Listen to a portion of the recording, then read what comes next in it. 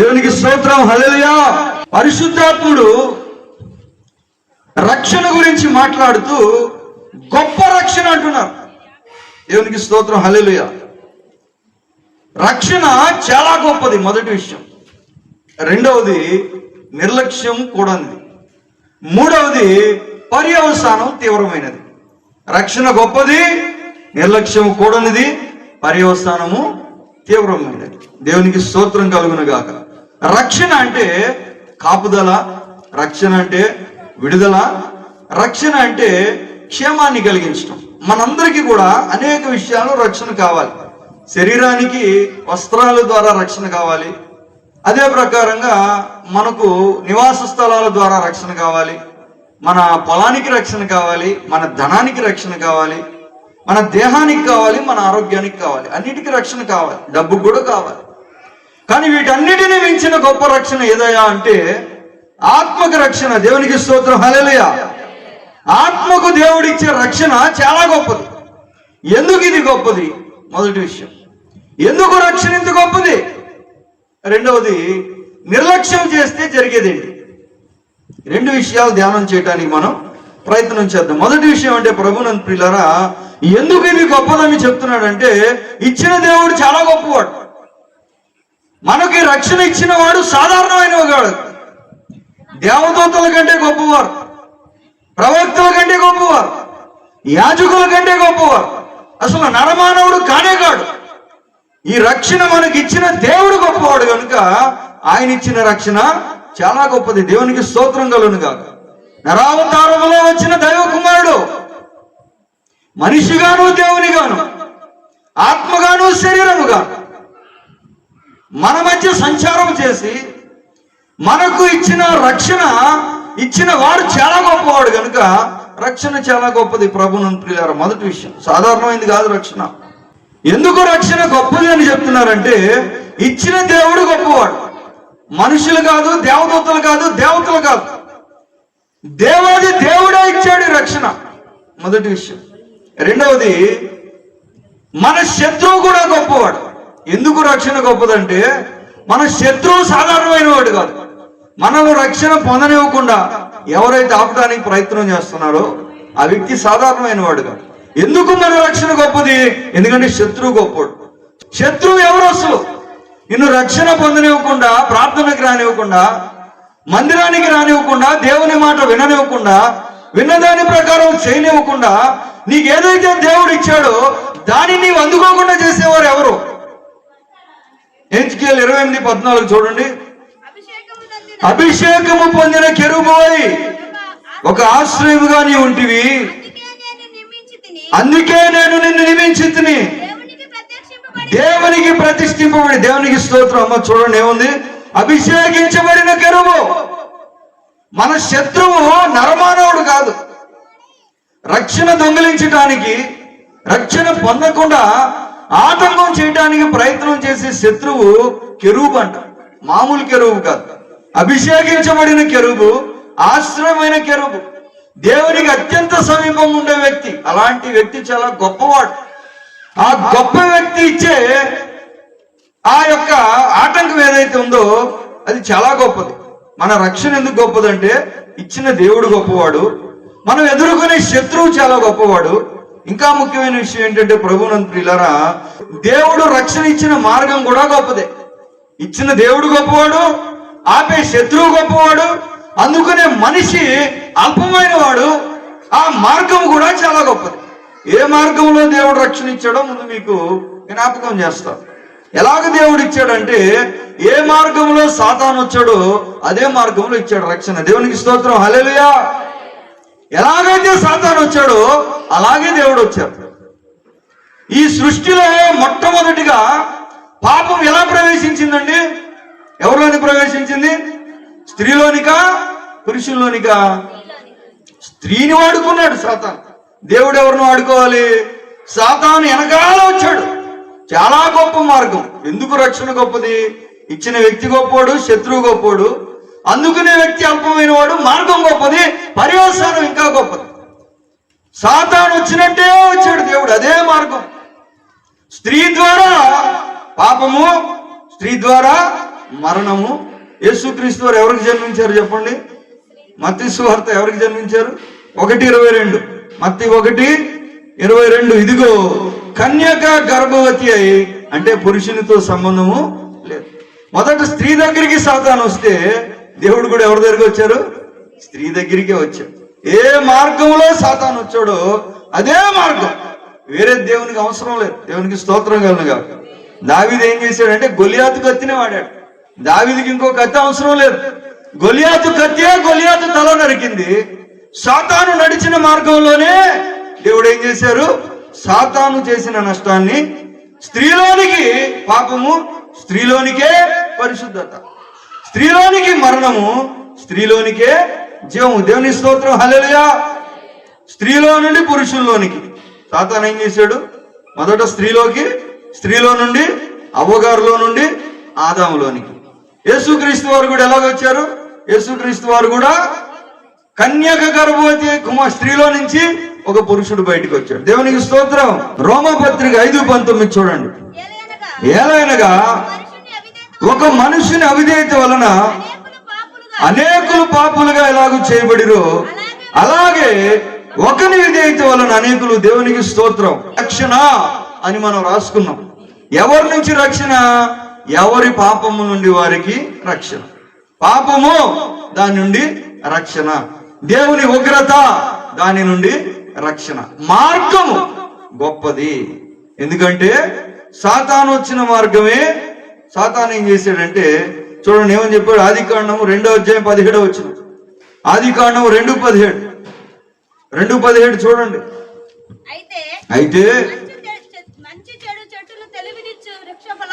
మంచి చెడుల తెలివినిచ్చు వృక్ష ఫలమును తినకూడదు, నీవు వాటిని తిని దినమున. అంటే ఇప్పుడు మరణం ఎక్కడి నుంచి వచ్చింది? దేనికి వేలాడింది మరణం? చెట్టుకి వేలాడుతుంది. యేసు ప్రభు వారు దేనికి వేలాడాడు? ఎందుకు సిలువకి వేలాడాలి? చెక్కతో చేయబడిన సిలువను మోసుకొని సిలువకే యేసు ప్రభు వారు ఎందుకు సిలువ వేయబడ్డారంటే ఒక కారణం ఉంది. ఊరికే కాదు. సాతాను ఏ మార్గంలో వచ్చాడో ప్రభువారు అదే మార్గంలో వస్తున్నారు. స్త్రీలోకి వస్తే స్త్రీలోకి వచ్చాడు, పురుషుల్లోకి వస్తే పురుషుల్లోకి వచ్చాడు. చెట్టుకు వేలాడితే చెట్టుకు వేలాడి ఈయన కూడా. పండు తిన్నారు, నశించిపోయారు. బ్రతకాలంటే ఏం చేయాలి? ఇప్పుడు అదే మార్గం. ఏం చేయాలి? అదే మార్గంలో చూడండి. యోహాను సువార్త 6:6. ఎందుకు రక్షణ గొప్పది? ఎందుకంటే దేవుడు చెప్పి చేశాడు. ఇలా నేను చేయబోతున్నాను, ఇలా నేను రాబోతున్నాను, ఇలా నేను విడిపించబోతున్నాను అని చెప్పినా సాతాను ఆపలేకపోయాడు. అందుకు రక్షణ గొప్పది. చూడండి యోహాను సువార్త 6:54. 6:54. నా శరీరము తిని నా రక్తం తాగువాడే నిత్య జీవం గలవాడు. ఏం చేయాలంటున్నాడు ఇప్పుడు? నిత్య జీవం కావాలంటే ఏం చేయాలి? చనిపోవాలంటే పండు తినకూడదు. తిన్నారు, చనిపోయారు. బ్రతకాలంటే ఇప్పుడు ఏం చేయాలి?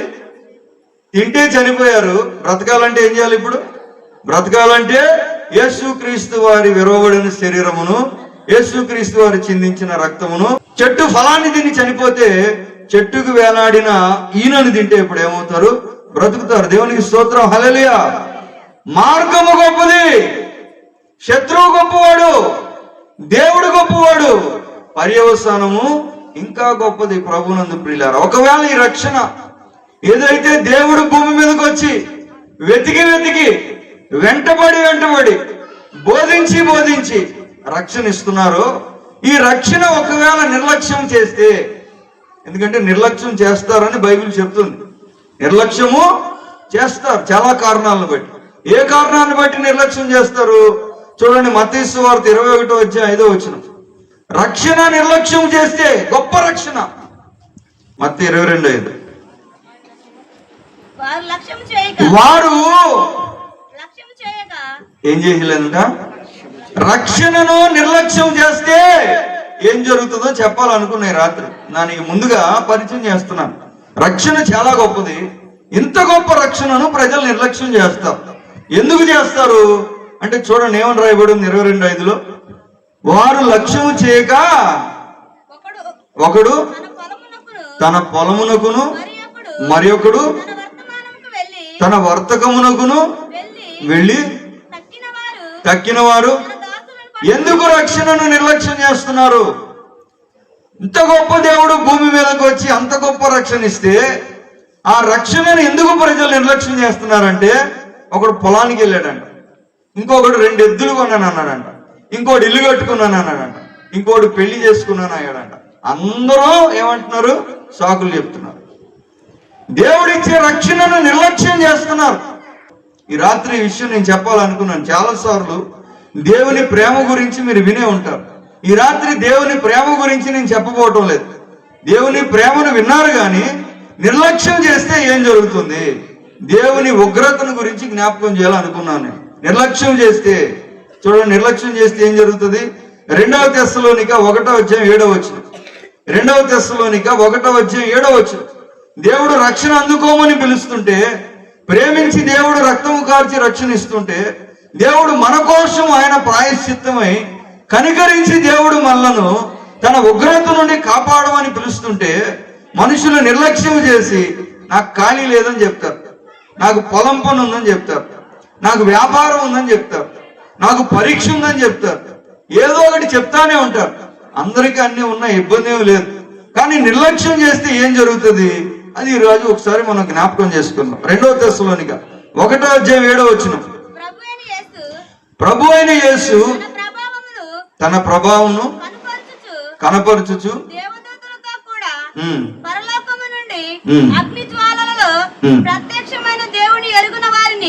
దేవుని ఎరుగని వారికి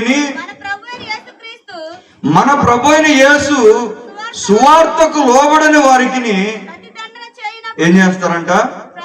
ప్రతిదండన. ఏంటంట?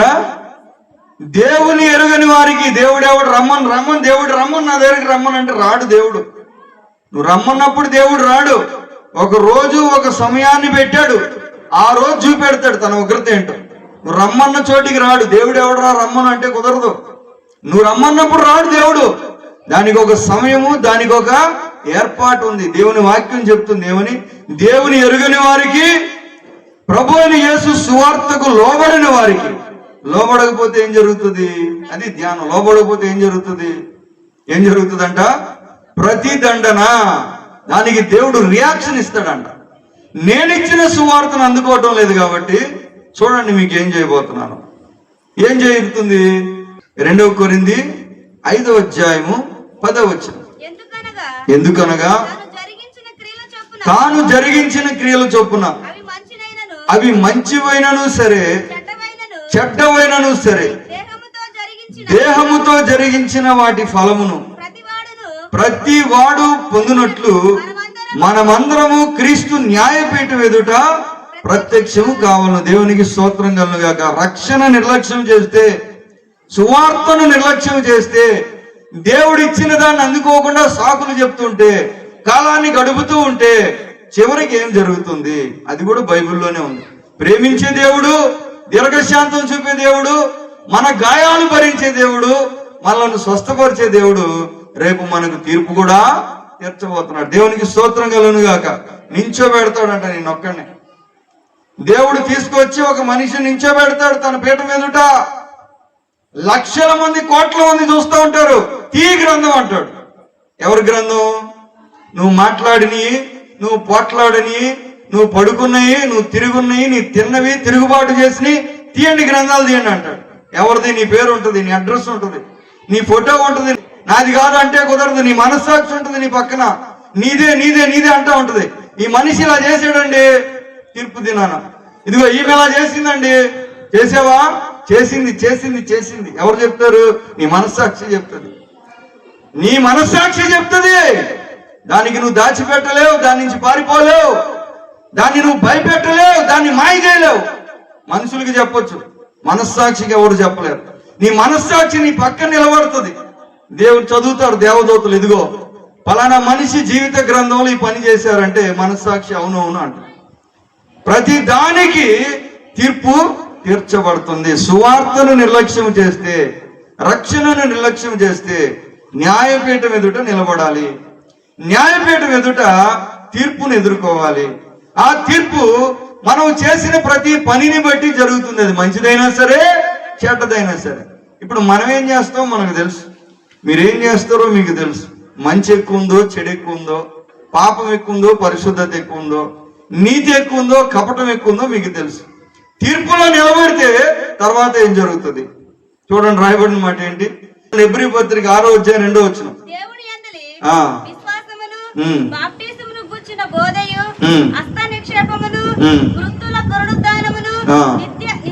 నిత్యమైన తీర్పు. దేవునికి స్తోత్రం కలుగును గాక. క్రీస్తు న్యాయపీఠం ఎదుట నిలబడిన తర్వాత గ్రంథాలు విప్పి దేవుడు ఏం చేస్తాడంటే నిత్యమైన తీర్పు అంట. ఏం తీర్పు? నిత్యమైన తీర్పు. అంటే ఇంకా అది మారదు. ఒకవేళ భూమి మీద మన పరిస్థితి ఒకలాగా ఉండొచ్చు, కానీ ఇది శాశ్వతమైంది కాదు. ఇక్కడ బాగలేకపోతే ఎప్పటికీ బాగాలేదని చెప్పడానికి లేదు. ఈ రోజు నాకు ప్రభుత్వం అనుకూలంగా ఉండొచ్చు, రేపు వ్యతిరేకంగా ఉండొచ్చు. ఈ రోజు నాకు ఆరోగ్యం ఉండొచ్చు, రేపు ఆరోగ్యం పోవచ్చు. ఈ రోజు నాకు గౌరవం డబ్బులు లేకపోవచ్చు, రేపు విస్తారంగా రావచ్చు. ఈ భూమి మీద ఉన్నది ఏది కూడా శాశ్వతం కాదు. కానీ గుర్తుపెట్టుకోండి ప్రభునందు ప్రియులారా, యేసుక్రీస్తు ఇచ్చే రక్షణని ఎవరైనా నిర్లక్ష్యం చేస్తే ఆ రోజు ఏ తీర్పు అయితే వస్తుందో ఆ తీర్పు శాశ్వతమైనది, నిత్యమైనది, మార్పు లేనిది, మార్చలేనిది, తప్పించుకోలేనిది. దేవునికి స్తోత్రం కలుగాక. ఎవరు తప్పించుకోలేరు, ఎవరు కూడా తప్పించుకోలేరు. నిత్యమైన తీర్పు. ఆ రోజు ఏం వస్తుందో అదే ఉంటుంది నీ జీవితకాలం. ఈ రోజున్న వెండి బంగారాలు ఉండవు, ఈ రోజున్న ధనఘనతలు ఉండవు, ఈ రోజున మహిమ ఐశ్వర్యాలు ఉండవు, ఈ రోజున సుఖ సంతోషాలు ఉండవు. ఆ రోజు తీర్పు ఏం జరుగుతుందో అది శాశ్వత కాలం ఉంటుంది. దేవునికి స్తోత్రం. అది ఎలా ఉంటుంది? ఆ తీర్పు ఎలా ఉంటుంది? ఈరోజు ఎందుకు రక్షణ సువార్త వినిపిస్తున్నాం, ఎందుకు రక్షణ ఎందుకోమని చెప్తున్నాం అంటే ఆ రోజు తీర్పు ఎలా ఉంటుందో చెప్పాడు దేవుడు. ఎలా ఉంటుందంట చూడండి. ప్రకటన గ్రంథం 14వ అధ్యాయం 10వ వచనం. ప్రకటన 14:10. 14:10. ఏమీ కలపబడకుండా దేవుని ఉగ్రత పాత్రలో పోయబడిన దేవుని కోపము అను మద్యమును వాడు తాగుచు పరిశుద్ధ దూతల ఎదుటను గొర్రెపిల్ల ఎదుటను అగ్నిగంధముల చేత వారు బాధపడుచుందురు. దేవునికి స్తోత్రం కలుగాక. ఏమొస్తుందంట తీర్పు? ఎవరైతే దేవుని ప్రేమ సువార్తను ఈ రోజు నిర్లక్ష్యం చేస్తారో తీర్పు దినాన దేవుడు తన కోపం అనే ఉగ్రత మద్యాన్ని తాగిస్తాడంట. ఏం తాగిస్తాడు? దేవునికి ఎంత కోపం ఉందో అది అప్పుడు చూపెడతాడు, ఇక్కడ చూపించడు. ఈరోజు దేవుడు దీర్ఘశాంతాన్ని చూపిస్తున్నాడు, ప్రేమామయుడు దేవుడు. కానీ తీర్పు దినాన అలా ఉండబోవటం లేదు. ప్రభునందు ప్రియులారా, మహా ఉగ్రతను చూపిస్తాడంట. మహా ఉగ్రతను చూపించి ఏం చేస్తాడు? నిత్యం వచ్చే తీర్పు ఏమిటి? అగ్నిగంధముల చేత వారు బాధింపబడుదురు. 11వ వచనం చదవండి. 11. వారి బాధ సంబంధమైన పొగ యుగ యుగములు లేచును. ఆ క్రూర మృగమునకు దాని ప్రతిమకు నమస్కారం చేయువారు దాని పేరు గల ముద్ర ఎవడను వేయించుకొని వారును రాత్రింబగళ్ళు నెమ్మది లేని వారై. తీర్పు నిత్యం ఉంటుంది. ఆ తీర్పు ఏంటో కూడా చెప్పాడు. ఏమంట తీర్పు? ఎవని పేరైనను జీవ గ్రంథమందు వ్రాయబడినట్టు కనబడని ఎడల. ప్రశ్న ఈ రాత్రి, నీ పేరు జీవ గ్రంథంలో ఉందా లేదా? జీవ గ్రంథంలో లేకపోతే ఏంటి, ఉంటే ఏంటి? చాలా వ్యత్యాసం ఉంది. నీ పేరు జీవ గ్రంథమందు రాయబడినట్టు లేకపోతే ఏం జరుగుతుందంట? అగ్ని గంధముల చేత వారు బాధింపబడుదురు. దూతలు చూస్తూ ఉంటారు, మీ ఇంటోళ్ళు చూస్తూ ఉంటారు, ఊరోళ్ళు చూస్తూ ఉంటారు, కన్న తల్లిదండ్రులు చూస్తూ ఉంటారు, కట్టుకునే వాళ్ళు చూస్తూ ఉంటారు, కన్న పిల్లలు చూస్తూ ఉంటారు, ప్రేమించిన వాళ్ళందరూ చూస్తూ ఉంటారు. కానీ మనం చూడటానికి కుదరదు. ఎందుకని? మనం బాధపడుతూ ఉంటాం, అగ్నిగంధముల చేత బాధపడుతుంటాం. దేవుని వాక్యం చెప్తుంది బాధ సంబంధం. చూడండి ఇంకా ఏముంది? మత్తయి సువార్త 13:49. దేవుని రక్షణ నిర్లక్ష్యం చేస్తే ఏం జరుగుతుంది? ఈరోజు చాలా మందికి లెక్కలేదు, చాలా మందికి నిర్లక్ష్యంగా ఉంది, చాలా మందికి వెక్కిరింతగా ఉంది, చాలా మందికి వేళకోళంగా ఉంది, చాలా మందికి హేళనగా ఉంది, చాలా మందికి అసహ్యంగా ఉంది. మరి మీ పరిస్థితి ఏంటో ఈ రాత్రి ఒకసారి జ్ఞాపకం చేస్తున్నాం. మత్తయి సువార్త 13:49-50. 49:50. అలాగే యుగ సమాప్తి యందు జరుగును, దేవదూతలు వచ్చి నీతిమంతులలో నుండి దుష్టులను వేరుపరిచి వీరిని అగ్నిగుండములో పడవేదురు. అక్కడ ఏడుపును యుగ సమాప్తి యందు జరుగును. అప్పటిదాకా బానే ఉంటది. యుగ సమాప్తి, దేవునికి స్తోత్రం కలుగును గాక. యుగ సమాప్తి యందు ఏం జరుగుతుంది? తీర్పు తీర్చబడుతుంది. నీతిమంతులను, సువార్తకు లోబడిన వారిని ఒకవైపు, రక్షణ జీవ గ్రంథంలో పేరు లేని వారిని ఏం చేస్తారంట? దేవదూతలు వచ్చి ఏం చేస్తారంట? దేవదూతలు వచ్చి ఈడ్చుకెళ్ళి పడేస్తారంట అగ్నిగుండంలో. దేవదూతలు లాక్కెళ్తారంట. చూడండి రాయబడిన మాట మత్తయి సువార్త 13:40 చదువుతాం. గురుగులు ఎలాగూ కూర్చోబడి అగ్నిలో కాల్చివేయబడినో అలాగే యుగ సమాప్తి యందు ఇప్పుడు ఎవరేమనరు. నీ బ్యాంక్ బ్యాలెన్స్ గట్ల ఉండొచ్చు. గట్టిగా మాట్లాడి ఎవడరా నా అంతటోడని అనొచ్చు, ఇబ్బంది ఏం లేదు. బైబిల్ స్పష్టంగా చెప్తుంది, నీతిమంతునిగా ఉండనిమ్ము, దుర్మార్గంగా ఉండనిమ్ము. రమ్మని దేవుణ్ణి రమ్మని అంటాడు. ఒక నేనే దేవుణ్ణి అంటున్నాడు. ఒకడు ఏమంటున్నా అంటే నేనే దేవుణ్ణి, దేవుడు ఎవడరా అంటున్నాడు. ఇంకోటి దేవుణ్ణి రమ్మని అంటున్నాడు. దేవునికి స్తోత్రం కలుగును గాక. కానీ దేవుని వాక్యం చెప్తుంది ఎలాగైనా ఉండండి, పర్వాలేదు. ఒక టైం ఉంది, నియమించబడిన దినం ఒకటి వస్తుంది. దేవుని ఉగ్రత చూపించే రోజు ఒకటి వస్తుంది.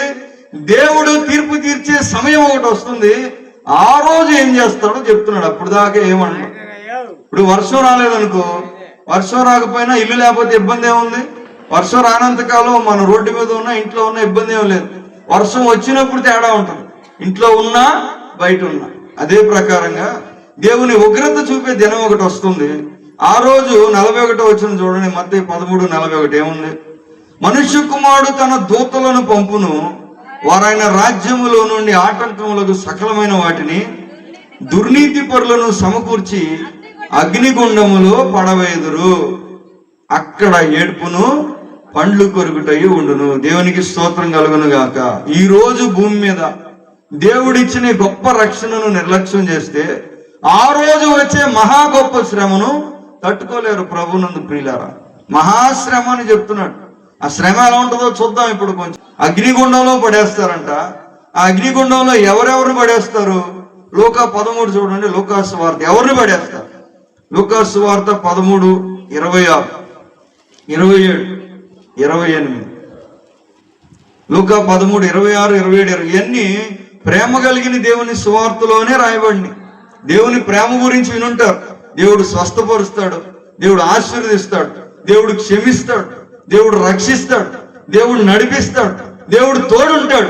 ఇయ్యేనుంటారు. మీరు విని విని విని నిర్లక్ష్యం కూడా వచ్చేసి ఉంటుంది. ఇది కూడా ఒకసారి ఇందాం ఈ రాత్రి. ఏముంది? లూకా 13:26లో ఆయన మీరెక్కడి వారో మిమ్మల్ని ఎరుగనని ఉత్తరం మీతో చెప్పును. అందుకు మీరు నీ సముఖమందు మేము తిని తాగుచుంటివే, నీవు మా వీధుల్లో బోధించితివే అని చెప్పసాగుదురు. అప్పుడు ఆయన మీరెక్కడి వారో మిమ్మల్ని ఎరుగనని మీతో చెప్పుచున్నాను, అక్రమం చేయి మీరందరూ నా యొద్ద నుండి తొలగిపోండని చెప్పును.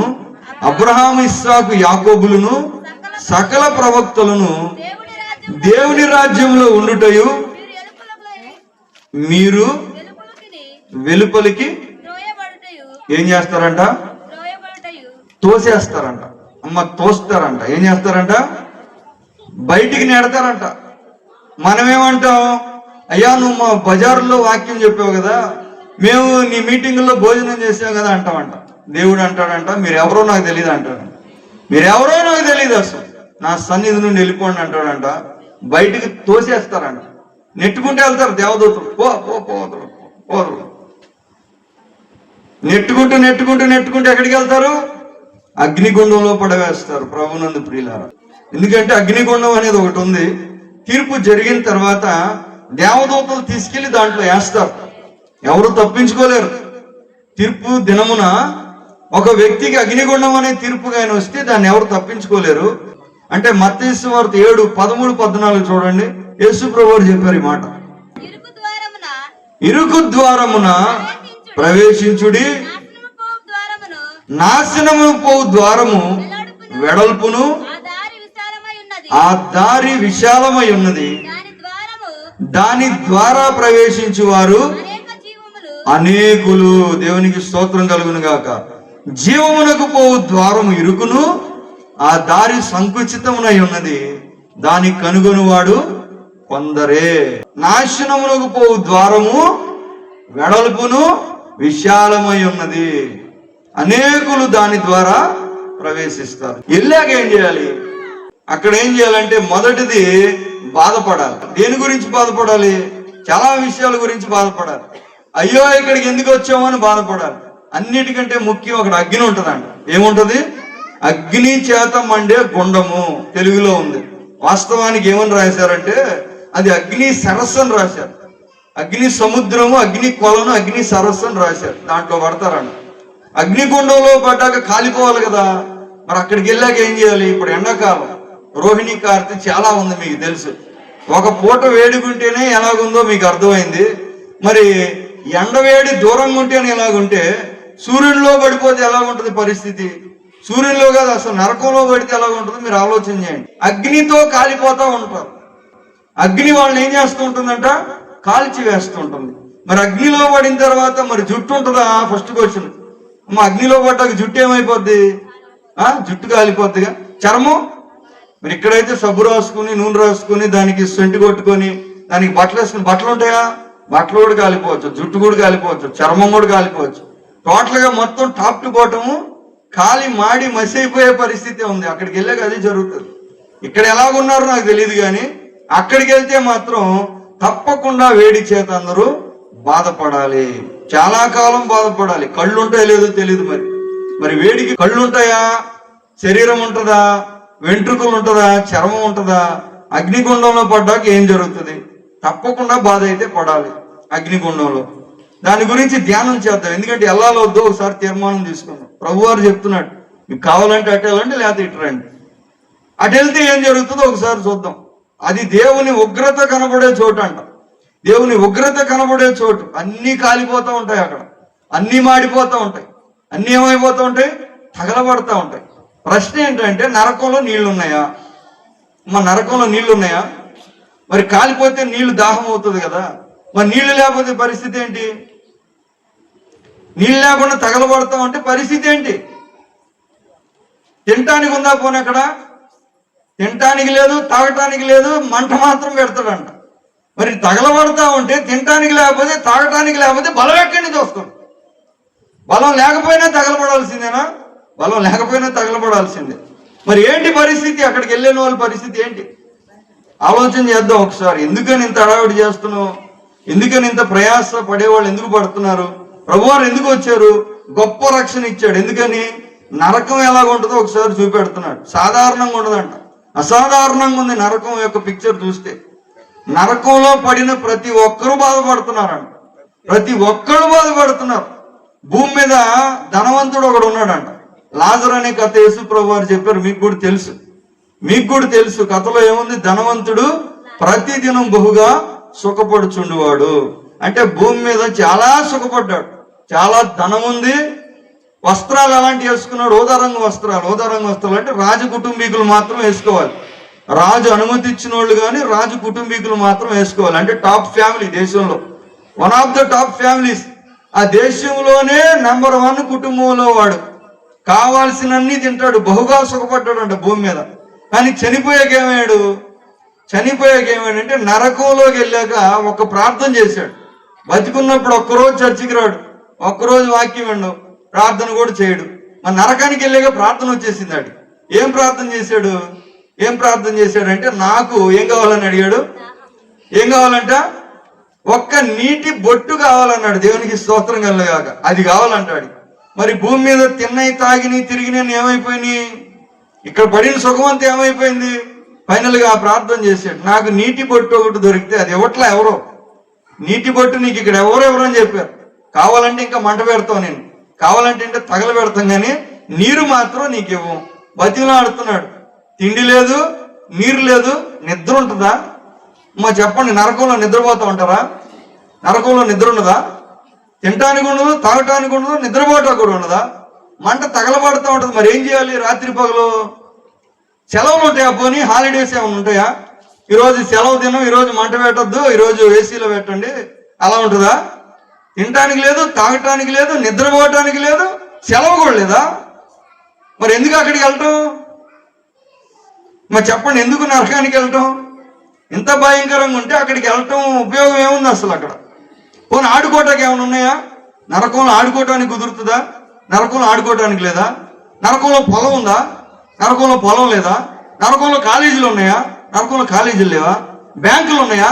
బ్యాంకులు లేవా? టీవీలు ఉన్నాయా? టీవీలు కూడా లేవా? మరి సెలవు లేదు, నీరు లేదు, తిండి లేదు, లైబ్రరీ లేదు, బ్యాంకు లేదు, ఉద్యోగం లేదు, పొలం లేదు. మరి ఎందుకు అక్కడికి వెళ్ళేది? తగలబట్టానికా? అక్కడికి వెళ్తే తగలబడాలి. ధనవంతుడు గొప్పవారు కానీ కొద్దివారు కానీ దేవునికి స్తోత్రం కలుగుగాక ఏమైపోతూ ఉండాలంట? బాధపడతా ఉండాలి. ఒకటి, వేడికి తట్టుకోలేక బాధపడతా ఉంటారు. రెండు, జ్ఞాపకాలతో బాధపడతా ఉంటారు. ఆ ధనవంతుడికి అన్ని గుర్తొస్తున్నాయి. భూమి మీద నేను ఉన్నప్పుడు అయ్యో నేను వినలేదే, భూమి మీద ఉన్నప్పుడు అయ్యో నేను వాడుకోలేదే, భూమి మీద నేను రమ్మన్నప్పుడు రాలేదు, అయ్యో నేను మార్చుకోలేదే, నమ్మలేదే. మా అన్నగారు ఒక మాట అడిగాడు. ఏమడిగాడు? తమ్ముడు ఎవడు చూశాడు రా అన్నాడు. ఏమడిగాడు? చాలా తెలివైనోడు మా అన్నయ్య గారు, మామూలు తెలివితేటలు గారు. ఏమడిగాడు? అన్నా ఇవన్నీ మనం మార్చుకుందాం, మన ఇద్దరం ఒకేలాగా ఉన్నాం కదా, సరే ఇప్పుడు దేవుడు ఉన్నాడు, నేను మారాను, నువ్వు మారంటే మా అన్నయ్య గారు ఏమన్నాడు? తమ్ముడు ఎవడు చూశాడు అన్నాడు. నువ్వు చూసావా నరకం ఉందో లేదో? నువ్వు చూడలేదు. నేను చూసానా నరకం ఉందో లేదో? నేను చూసలేదు. ఈ ఎవడు చూడడం దానికి ఎందుకు తమ్ముడు? నువ్వు చూడలా, నేను చూడలే అన్నాడు. మామూలు తెలివితేటలు కాదు. చూడండి ఎన్ని తెలివితేటలు ఉన్నాయి. నువ్వు చూడలేదు, నేను చూడలేదు, కాబట్టి ఏం చేయాలి? నేను బాగా ఆలోచించాను, వదిలిపెట్టకూడదు దీన్ని. నేను అడిగా, ఉందో లేదో? నువ్వు చూడలేదు, నేను చూడలేదన్నా. మంచి మాట చెప్పావు, కరెక్ట్గా. దీనికి జవాబు చెప్పలేను నేను. ఏం ప్రశ్న అసలు నీది? అబ్బా బాబా, అసాధారణమైన ప్రశ్న వేసావు. అసలు ఎవడు చూడలేదు, కరెక్టే. ఉంటే ఎక్కడికి వెళ్తావు అన్నా. సరే చూడలేదు, మంచిదే. ఒకవేళ ఉంటే నువ్వు ఎక్కడికి వెళ్తావు? నేనేమడిగా? ఉందో నువ్వు చూడలేదు, నేను చూడలేదు, ఉంటే ఎక్కడికి వెళ్తావు? ఉంటే ఎక్కడికి వెళ్తావు అంటున్నాడు. ఉంటే ఇంకెక్కడికి వెళ్తాం? ఉందో లేదో తెలియదు కాబట్టి గ్యారంటీ కన్ఫర్మ్ చేసుకో. ఉంటే ప్రమాదం, లేకపోతే పర్వాలా. లేకపోతే, ఎందుకంటే ఉందని చెప్తుంది బైబిల్. ఉండటం కూడా ఎలాగుందంట? నరకంలో పెళ్లిళ్ళు జరుగుతాయా? మా చెప్పండి. నరకంలో పెళ్లిళ్ళు లేవా? ఆటలు లేవు, పాటలు లేవు, భోజనాలు లేవు, పెళ్లిళ్ళు లేవు, బ్యాంకులు లేవు, పొలాలు లేవు, ఉద్యోగాలు లేవు, సెలవులు లేవు, హోటల్ లేవు, తిండి లేదు, తాగటానికి లేదు.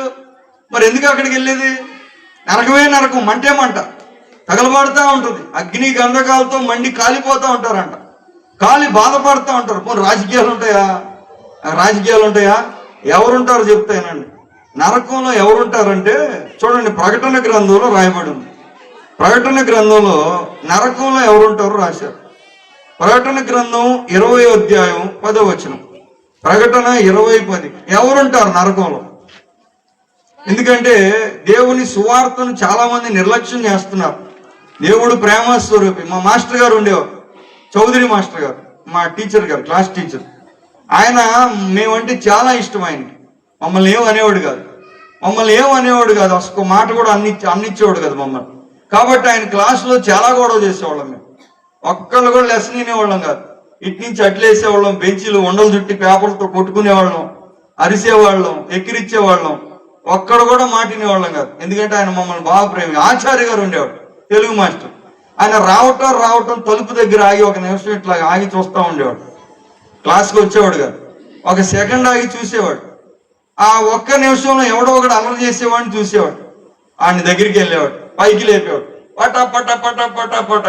మొత్తం క్లాస్ అంతా సైలెంట్. అందరూ ఫస్ట్ క్లాస్, దేవుని స్తోత్రం కలగాలి.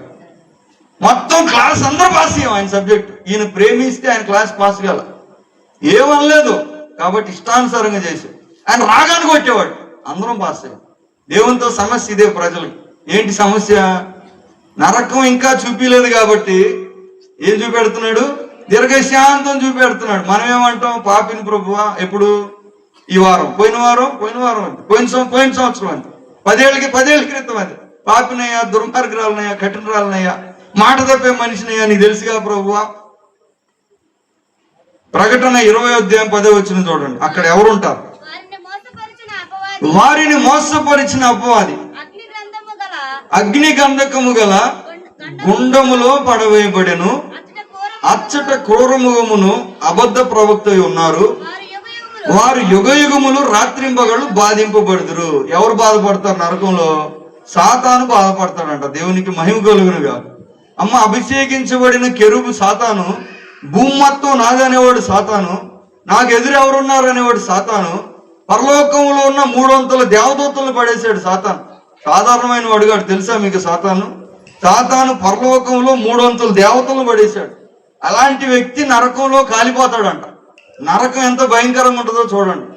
అంత గొప్ప సాతానే కాలి మాడి బాధపడి మసైపోతామంటే మనం అక్కడికి వెళ్తే మన పరిస్థితి ఏంటి? సాతానే మాడిపోతే మన పరిస్థితి ఏంటి? రాత్రింబగళ్ళు రెస్ట్ ఉంటుందా? రాత్రి రెస్ట్ లేదు. పగలు రెస్ట్ ఉంటుందా? పగలు రెస్ట్ ఉండదు. యుగ యుగములు బాధ సంబంధమైన పొగ లేస్తానే ఉంటుందంట. దేవునికి స్తోత్రం. గ్రహించండి ప్రభునందు ప్రియులారా, నరకం ఎంత భయంకరంగా ఉంటుందో. ఎందుకు రక్షణ ఇంత గొప్పది? ఎందుకంటే రక్షణ నిర్లక్ష్యం చేస్తే పర్యవసానం చాలా తీవ్రంగా ఉంటుంది. మామూలుగా ఉండటం వల్ల చాలా అక్కడికి వెళ్ళి ఏం చేయాలి? యేసు ప్రభు వారు చెప్పారు. అక్కడికి వెళ్ళి ఏం చేయాలంటే చూడండి, రాయబడిన మాట. ఏం చేయాలని రాశారు అక్కడ? ఏం చేయాలని రాశారంటే లూకాసు వార్త 13:28 చూడండి. 13:28 ఏం చేయాలి? నరకానికి వెళ్ళి. నరకానికి వెళ్ళాలంటే మనం దేవుని సువార్త నిర్లక్ష్యం పెడితే చాలు. వెళ్ళాక ఏం చేయాలి? అబ్రహాము, ఇస్సాకు, యాకోబులను సకల ప్రవక్తలను దేవుని రాజ్యంలో ఉండుటయు వెలుపలికి త్రోయబడుటయు మీరు చూచినప్పుడు మీరు ఏడ్చుచు 2 పనులు చేయాలంట నరకానికి వెళ్ళి. 1 బాధపడాలి, 2 ఏం చేయాలంట? ఏడవాలంట. ఏడుపు ఎప్పుడు వస్తుంది? ఏడుపు మనిషికి ఎప్పుడు వస్తుంది? బాధ కలిగినప్పుడు, నొప్పి కలిగినప్పుడు, ఏమీ చేయలేనప్పుడు ఏడుపు అనేది వస్తుంది. నరకానికి వెళ్తే అక్కడ ఆ పని చేయాలంట. ఏడుస్తానే ఉండాలి. ఇంకా రాత్రి పగలు ఏడుస్తానే ఉండాలి. విన్నారా ఎప్పుడైనా ఏడవటం? రాత్రి పగలు ఎవరైనా ఏడవటం విన్నారా మీరు? అక్కడికి వెళ్తే వినొచ్చు అంట. మనం కూడా ఏడవచ్చు. రాత్రి పగలు ఏడుస్తానే ఉండాలంట. ఏడుపు మహాభయంకరంగా ఉంటుంది. కానీ మనం ఏడుపు పట్టించుకునేవాళ్ళు ఎవరైనా? ఎందుకంటే వాళ్ళు ఏడుస్తూ ఉంటారు. నువ్వు ఏడ్చి, వాళ్ళు ఏడ్చి, సాతాను ఏడ్చి, మొత్తం ఏడుపు. పరలోకములో స్తోత్రగానాలు, స్తుతులు, సంతోషం ఉంటే అక్కడికి రాకుండా ఇక్కడికి వెళ్తే ఇక్కడ ఏం చేయాలి? ఇక్కడ ఏడుస్తూనే ఉండాలంట. 1 రోజు కాదు, 2 రోజులు కాదు. మరి తిండి లేకుండా ఓపిక ఎక్కడ వస్తుందో నాకు అర్థం కావట్లా. నిద్ర లేదు, మరి బలం ఎలాగ వస్తుంది? ఓ పక్కన తగలబడుతూ ఉంటాం, ఇంకో పక్క ఏడుస్తూ ఉంటాం. మరి బాధ తట్టుకోలేక ఏడుస్తారా? జ్ఞాపకాలు వచ్చి ఏడుస్తారా? లేకపోతే మార్చి 2 వచ్చి ఏడుస్తారా? మరి నీకంటే ఎక్కువ ఏడ్చేవాడు ఉంటే నీ బాధ సంగతి ఎవడు వస్తాడు అక్కడ? మరి దేవతలు ఏడుస్తూ ఉంటారు కదా, సాతాను ఏడుస్తాడు కదా. మరి సాతాను ఏడుస్తూ ఉంటే నీ ఏడుపు వినపడుతుందా? వాళ్ళు ఏడుపు ముందు అసలు అయినా ఏడుస్తానే ఉండాలి కదా. ఏడుస్తూ ఉండాలంట రాత్రి పగలు. నరకానికి వెళ్తే చూడండి పరిస్థితి ఎలా ఉందో. తప్పకుండా అక్కడికి వెళ్ళిన ప్రతి వాళ్ళు ఈ పని చేయాలి. ఏడుపును, 2వది పళ్ళు కొరుకుతారంట. పళ్ళు ఎందుకు కొరుకుతారు అంటే 1 కోపం వచ్చినప్పుడు కొరుకుతారు, లేదా బాధ కలిగినప్పుడన్నా కొరుకుతారు. ఈ 2 పనులు చేయాలి. మరి కొరికి పళ్ళు మరి రాలిపోవా, నెప్పిరావా? అయినా సరే ఆ బాధ వేదన చూడండి ఎలా ఉందో. 1 బాధపడుతూ ఉండాలి, 2 ఏడుస్తూ ఉండాలి, 3 తగలబడుతూ ఉండాలి, 4 పళ్ళు కొరుక్కుంటా ఉండాలి. అయినా పట్టించుకునే వాళ్ళు ఎవరు? ఎందుకంటే వాళ్ళు కొరుకుతారు కదా. ఇప్పుడు నీ కోపం అయితే ఇంట్లో వాళ్ళు అయితే కోపంగా ఉందో లేకపోతే బాధపడుతుందో అని ఎవరో ఒకళ్ళు, అక్కడ ఎవరు పట్టించుకోరు. ఎందుకంటే వాళ్ళు ఇంకా ఎక్కువ కొరుకుతూ ఉంటారు. ఈ పరిస్థితి మీరు ఆలోచన చేయండి. అసలు మార్కు సువార్త చూడండి. మార్కు సువార్త 9వ అధ్యాయం 48వ వచనం. దేవుని ప్రేమ గురించి బాగా వినుంటారు మీరు. ఎంత ప్రేమించే దేవుడు. ఉగ్రత కూడా ఒకసారి జ్ఞాపకం చేసుకోండి. మార్కు 9:48 నరకమున వారి పురుగు చావదు, అగ్ని ఆరదు. ఈ మాటకు అర్థం ఏమిటో తెలియదు కానీ అక్కడ మాత్రం హాలిడేస్ లేవు, మరణం కూడా లేదంట. కొంచెం చచ్చిపోదామంటే చావు రాదు. అక్కడ చనిపోదామంటే చావు రాదు. ఇక్కడ కోపం వస్తే అప్పుడప్పుడు మనకేమనిపిస్తుంది? కోపం వస్తే నేను చచ్చిపోతానని భయపెడతాం అందరం. అక్కడ చనిపోయిన తర్వాత నరకం, ఇంకా అక్కడ మరణం అనేది లేదు. ఎందుకంటే మరణం కూడా అగ్నిగుండంలో వేస్తాడంట. మరణము, అపవాది, మృతుల్లోకము అగ్నిగుండంలో పడుతుంది. మనం కూడా అక్కడ పడితే మరణం రాదు, పురుగు చావదు. మరి పురుగు అంటే ఏంటో తెలియదు. మరి అక్కడ ఏదన్నా కొరుకుతుందా మనుషుల్ని, లేకపోతే మనమే పురుగుల్లాగా దేవుడు చెప్తున్నాడో తెలియదు. కానీ అక్కడ మరణము లేదు. ఇంకొకటి అగ్ని కూడా ఆరదు. దేవునికి స్తోత్రం, హల్లెలూయా. అమ్మ బాగుందా నరకం పిక్చరు? ఆలోచన చేశారు ఎప్పుడైనా? ఇక్కడంటే మనకి పొలం పనులు ఉన్నాయి, ఇక్కడంటే మనకి పెళ్లిళ్ళు ఉన్నాయి, ఇక్కడంటే మనకి చాలా బిజీగా ఉన్నాం. మనం క్రికెట్ మ్యాచ్లు ఉన్నాయి, తర్వాత ఇల్లు కట్టాలి, చాలా పనులు చేయాలి. అక్కడికి వెళ్తే ఏం పని లేదు, ఒకటే పని. నరకానికి వెళ్తే అక్కడ అగ్నేమో ఆరదంట, పురిగేమో చావదంట, దోమం లేస్తానే ఉంటదంట, బాధ సంబంధమైన పొగ యుగ యుగములు లేచును. ఇంకో మాట ఏంటంటే, నా ప్రశ్న ఈరోజు, మరణం అంటే ఎంతమందికి భయం ఉంది? నాకు చెప్పొద్దు, మీకు మీరు చెప్పుకోండి. దీనికి జవాబు నాకు చెప్పొద్దు. మరణం అంటే ఎంతమందికి భయం ఉంది? అమ్మో చనిపోతాను అనేవాళ్ళు ఎంతమంది ఉన్నారు? ఆహా చనిపోతాను అనేవాళ్ళు ఎంతమంది ఉన్నారు? మరణం అంటే భయం ఎంతమందికి ఉందో వాళ్ళు మరణం తర్వాత ఏం జరుగుతుందో అనే విషయం ఇంకా కన్ఫర్మేషన్ తీసుకోలేదు. దేవునికి స్తోత్రం కలుగుగాక. అర్థమవుతుందా? మీరు పాటలు పాడుతూ ఉండొచ్చు, మందిరానికి వచ్చి వాస్తవం ప్రసంగాలు కూడా చెప్తా ఉండొచ్చు, మాకులాగా కంఠత వాక్యాలు బట్టి కాంపిటీషన్ వస్తూ ఉండొచ్చు. కానీ మరణం అంటే కానీ మీకు భయం ఉంది అంటే దాని అర్థం ఏంటంటే, మరణ విషయం ఇంకా మీకు తీర్మానం లేదు అంటే, రక్షణ ఇంకా మీకు సరిగా రాలేదు, అది దాని అర్థం. ఎందుకంటే యేసుక్రీస్తునందు ఉన్న వారికి శిక్షా విధి లేదు, వాడు మరణం నుండి జీవానికి దాటారు. పౌలు గారు ఒక మాట అన్నారు, ఏమన్నారంటే, నేను చనిపోవటం నాకు ఏమన్నాడు, బ్రతుకుట క్రీస్తే చావైతే భయం లేదు అంటున్నాడు, లాభమే అంటున్నాడు. ఆ మాట అనగలిగాడు, ఎందుకంటే ఆయనకు తెలుసు, ఇక్కడ నేను కన్ను మూస్తే ఎక్కడికి వెళ్తాను, పరలోకానికి వెళ్తాను. ఇక్కడ కన్ను మూస్తే నేను ఎక్కడికి వెళ్తానో నాకు తెలియదు అనేవాడు భయపడతారు. మీకు భయం ఉందంటే అర్థం ఏంటి? మీకు భయం ఉందంటే మీకు ఇంకా కన్ఫర్మేషన్ రాలేదని అర్థం. ప్రశ్న ఏంటంటే ఎంతకాలం ఉందో తెలియదు. ఇప్పుడే చాలా మందికి 80% అయిపోయింది, 90% అయిపోయింది, కొంతమందికి 50% అయిపోయింది.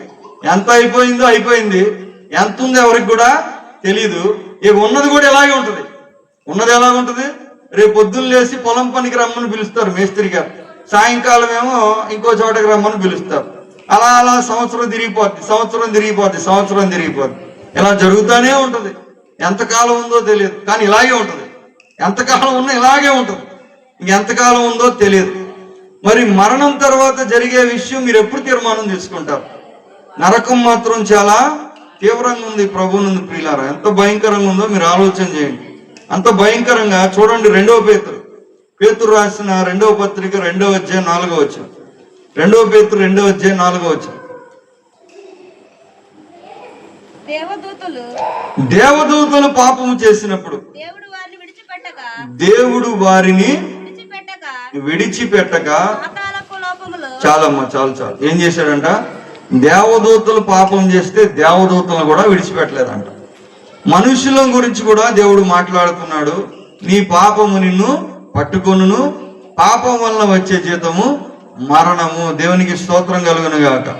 పాపము లేదని చెప్పుకునేవారు అబద్ధికులు. పాపం అంటే బైబిల్ గ్రంథంలో ఉంది నిర్వచనం, ఒకవేళ మీకు జ్ఞాపకం ఉందో లేదో. రక్షణను కానీ మీరు నిర్లక్ష్యం చేస్తే ఇలాగే ఉంటుంది. రేపు కూడా రాబోయే సంవత్సరం కూడా ఎలాగే ఉంటుంది. ఇంకా బలం పెరుగుతుందా తగ్గుతుందా? కాలం జరిగే కొద్దీ బలం పెరుగుతుందా తగ్గుతుందమ్మా? బలం పెరుగుతుందా తగ్గుతుందా? బలము తగ్గిపోద్ది. సమయం పెరుగుతుందా తగ్గుతుందా? మీరుండే సమయం తగ్గిపోద్ది.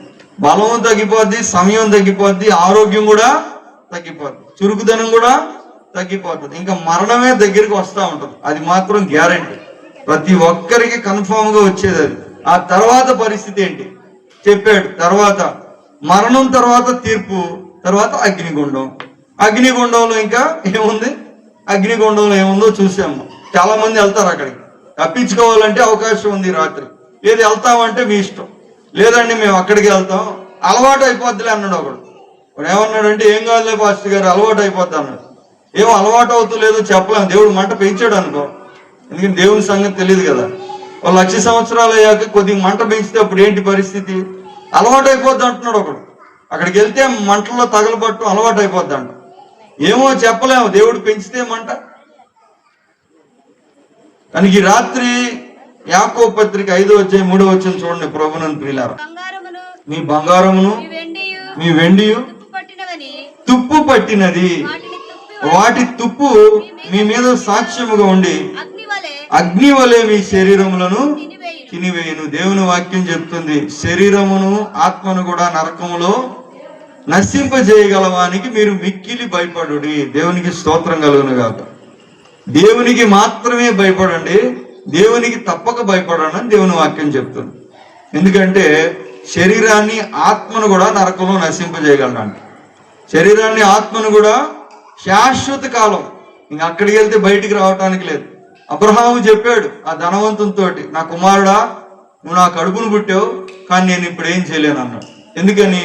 మీకు మాకు మధ్య అగాధం ఉంది, మీరు అటు రావటానికి లేదు, మేము ఇటు రావటానికి లేదు, మీకు మాకు మధ్య శాశ్వతగా ఇంక నువ్వు అంతే, నీ బతుకు అంతే, ఇంక నీదంతే, ఇంక నీకు ఎవరేం చేయలేరు. ఆ రోజు నిన్ను బతిలాడాం, ఆ రోజు నిన్ను ఎంటపడ్డాం, ఆ రోజు నీ కోసం ప్రార్థన చేసాం, ఆ రోజు నీ వెనకాల తిరిగా, నువ్వు లెక్క చేయలే. ఈ రోజు ఎక్కడికి వచ్చి ఏమంటున్నావు? ఈ రోజు ఇక్కడికి వచ్చి చాలా మాటలు చెప్పాడు, కానీ ఛాన్స్ లేదని చెప్పారు. ఈ రాత్రి నేను చెప్పాలనుకున్న ఆలోచన ఇదే. ప్రభునందు ప్రియులారా, నరకంలో బాధ సంబంధమైన పొగ యుగ యుగములు లేచును. బాధ సంబంధమైన పొగ, వారి బాధ పొగ రూపంలో పైకి వెళ్తుందంట. పరలోకంలో ప్రార్థన ధూపంలాగా వెళ్తే నరకంలో బాధ ధూపంలాగా వెళ్తుందంట. మరి చూడండి ఎక్కడికి వెళ్తారు?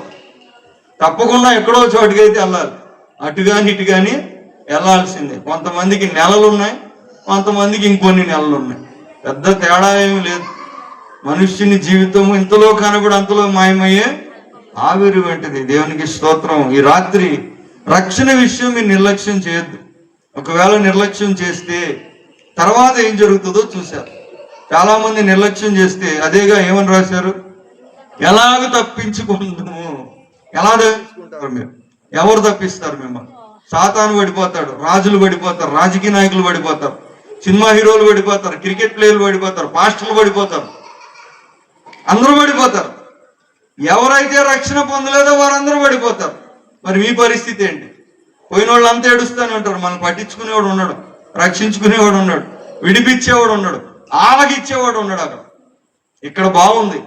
వాస్తవానికి దురాత్మలో ఒక ప్రార్థన చేసిన యేసుప్రభు వారి దగ్గరికి వచ్చి, నీకు తెలుసు కదా, గెరాసీని దేశంలో యేసుక్రీస్తు వారు వెళ్ళినప్పుడు సేన అనే దయ్యం పట్టిన యేసు ప్రభు నీ పేరేంటి అన్నాడు.